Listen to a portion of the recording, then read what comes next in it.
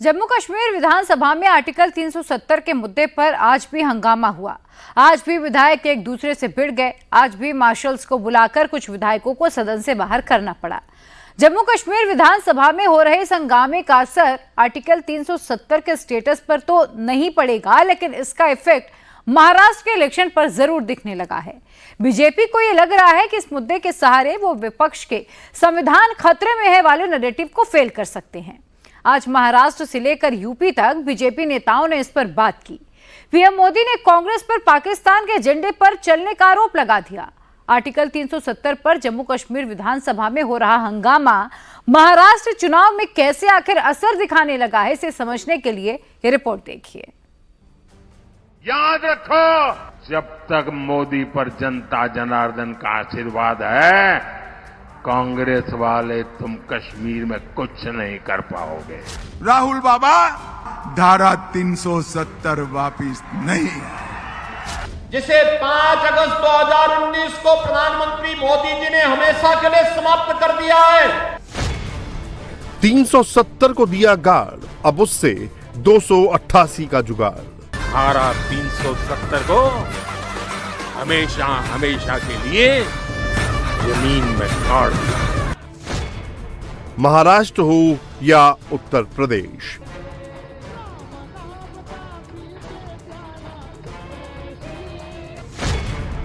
Article 370 पर दो टूक संदेश।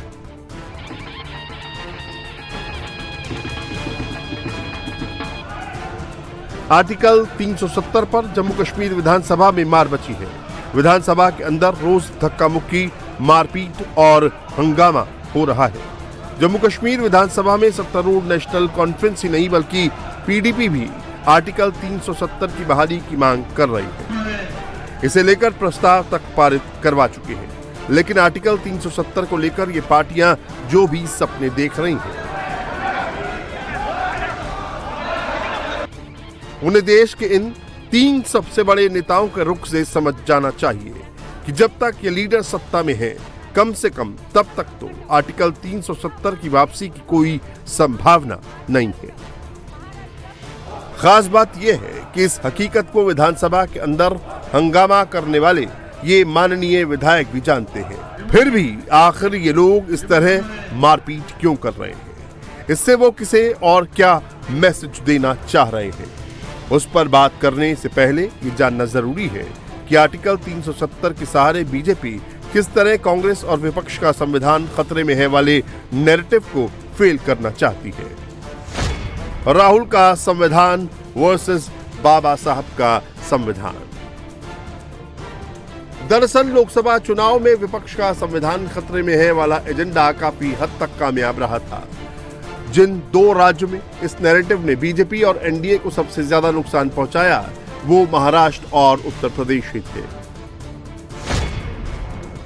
2019 के लोकसभा चुनाव में महाराष्ट्र में बीजेपी नंबर 1 पार्टी थी, लेकिन 2024 में महाराष्ट्र से कांग्रेस के सबसे ज्यादा सांसद जीते और वो सबसे बड़ी पार्टी बनी। इतना ही नहीं, 2024 के लोकसभा चुनाव में इंडिया अलायंस ने एनडीए को बहुत पीछे छोड़ दिया।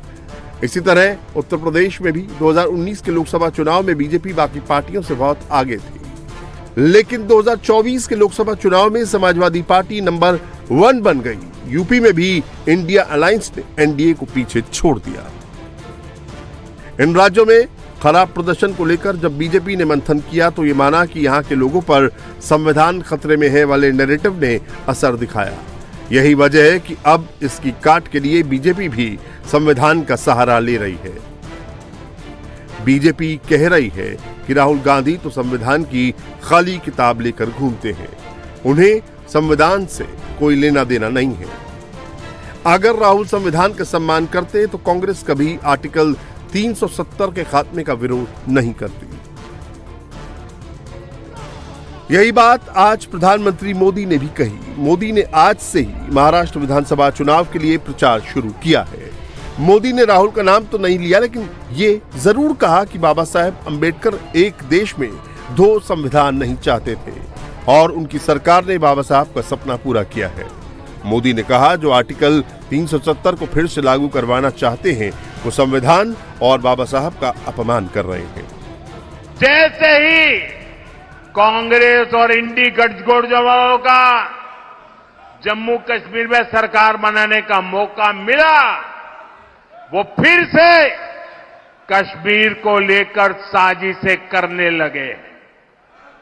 आपने टीवी पे देखा होगा, 2-3 दिन पहले जम्मू कश्मीर विधानसभा में जो कुछ हुआ आपने देखा होगा।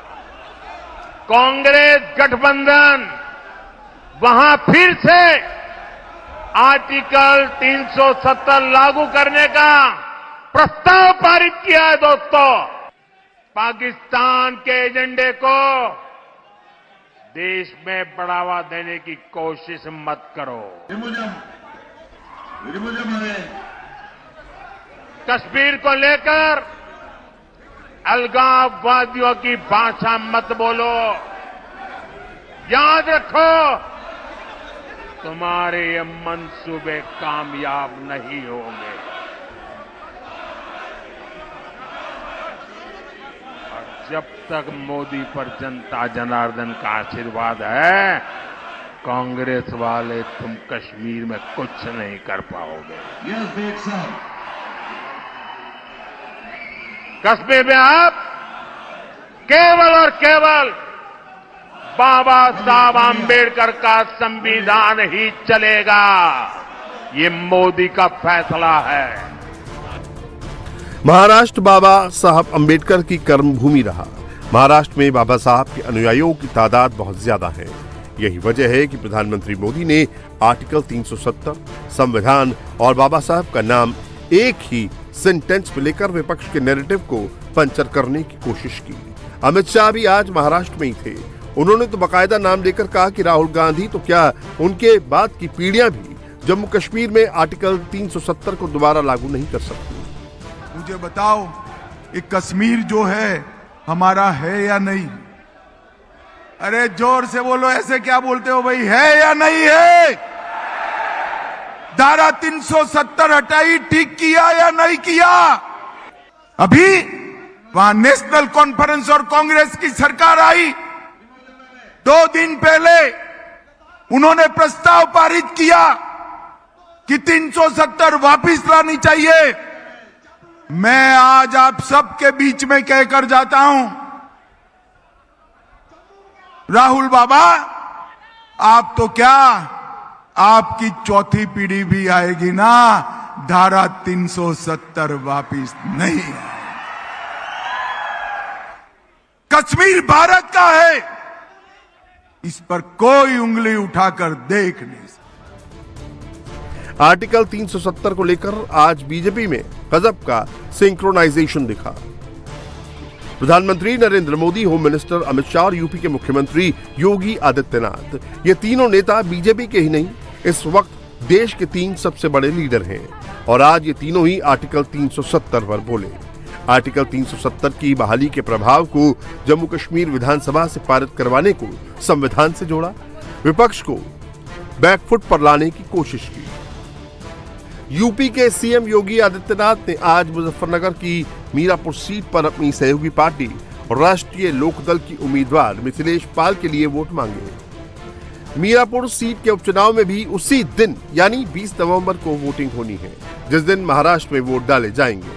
योगी ने आर्टिकल 370 के मुद्दे पर यहां कांग्रेस के साथ साथ समाजवादी पार्टी को भी लपेटा। योगी ने कहा कि Samajwadi party, Congress, national conference और पीडीपी, ये सभी पार्टियां इंडिया अलायंस में सहयोगी हैं, इसीलिए समाजवादी पार्टी को भी आर्टिकल 370 को लेकर अपना स्टैंड क्लियर करना चाहिए। कांग्रेस और समाजवादी पार्टी को अपनी स्थिति स्पष्ट करनी चाहिए कि जम्मू कश्मीर विधानसभा के इस प्रस्ताव पर वो बोले। क्यों उनका मुंह बंद है इस पर? एक फिलिस्तीन के नाम पर आंसू बहाने वाले लोग, पाकिस्तान के नाम पर आंसू बहाने वाले लोग जम्मू कश्मीर के मुद्दे पर मौन क्यों बने बैठे हैं? ये देश की एकता और अखंडता को चुनौती देने वाली स्थिति है और कोई भी भारतीय राष्ट्र की एकता और अखंडता को कतई पर किसी प्रकार की चोट को स्वीकार नहीं करेगा।